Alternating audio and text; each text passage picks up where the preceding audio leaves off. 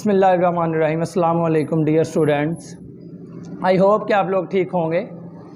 आज का हमारा टॉपिक, जैसे कि हमने पिछले लेक्चर में देखा था फ़िज़िकल क्वांटिटीज़ को।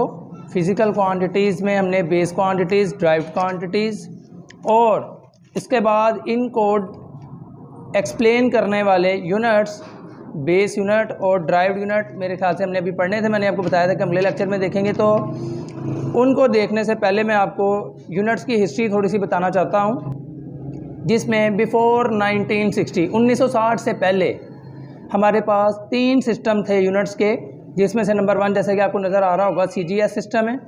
C का मतलब है सेंटीमीटर, G का मतलब ग्राम एंड S का मतलब है सेकंड। और दूसरा हमारे पास सिस्टम जो था वो था FPS।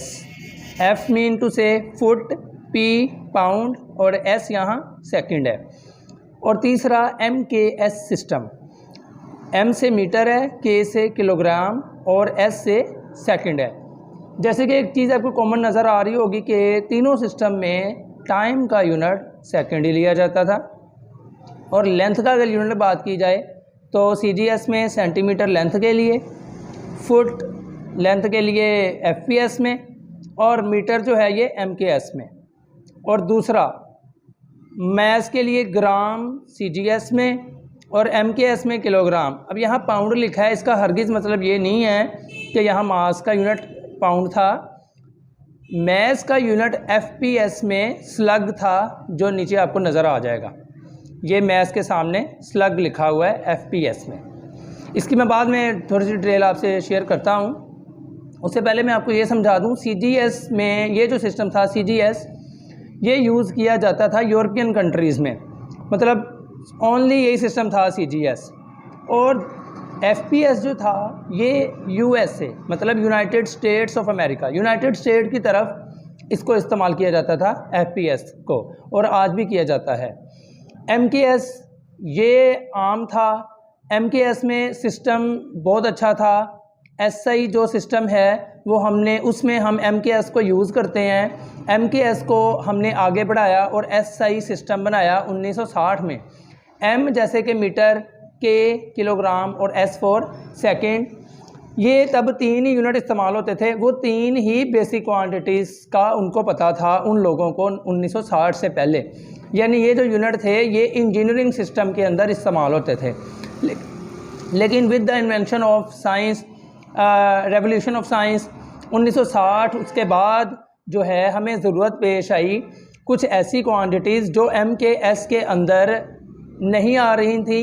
MKS उनको बयान नहीं कर पा रहा था, इसकी रेंज से बाहर जा रही थी।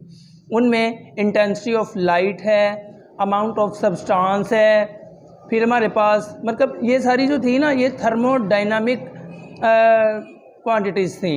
इनको MKS एक्सप्लेन नहीं करता था, इसलिए हमने MKS को थोड़ा सा एक्सपेंड किया, बल्कि थोड़ा सा नहीं, बहुत ज़्यादा एक्सपेंड किया 1960 के अंदर।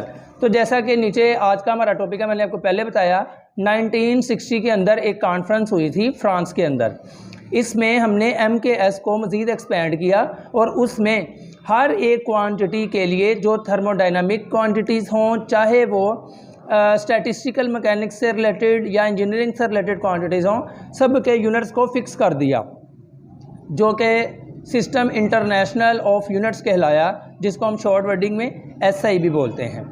अच्छा जी, अगर थोड़ी सी मैं बात करूं, CGS सिस्टम में लेंथ का यूनिट सेंटीमीटर था, FPS में फुट था और MKS में लेंथ को मीटर में मापा जाता था।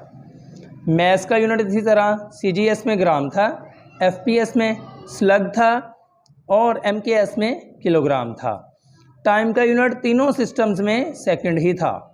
तो इसी तरह स्पीड का सेंटीमीटर पर सेकंड था, फुट पर सेकंड था, मीटर पर सेकंड था, और फोर्स का इसी तरह आप देख सकते हैं, और एनर्जी का भी देख सकते हैं। ये मैंने कुछ एडिशनल एडिंग की है, मतलब ताकि आपको अंदाज़ा हो सके कि हम अगर हमारे पास मतलब 1960 से पहले जो यूनिट थे उनको हम कैसे एक्सप्लेन करते थे, और ये आपको एंट्री टेस्ट में पूछे जा सकते हैं, इनमें से जितनी मैंने आपको बताए हैं।